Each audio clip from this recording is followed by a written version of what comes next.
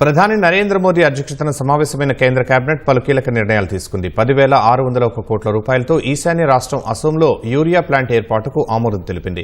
ఈ కీలకమైన పంట పోషకం దిగుమతిని తగ్గించి భారత్ను స్వయం సమృద్ధిగా మార్చే ప్రయత్నంలో భాగంగా ఈ నిర్ణయం తీసుకున్నట్టు కేంద్రం తెలిపింది. దేశంలో పాల ఉత్పత్తి పెంచేందుకు 6,190 కోట్లతో 2 పథకాలకు కేంద్రం పచ్చజెండా ఊపింది. అందులో రాష్ట్రీయ గోకుల్ మిషన్ కింద పాల ఉత్పత్తిని పెంచడానికి 3,400 కోట్లకు కేబినెట్ ఆమోదం తెలిపినట్టు కేంద్ర మంత్రి అశ్విని వైష్ణవ్ తెలిపారు.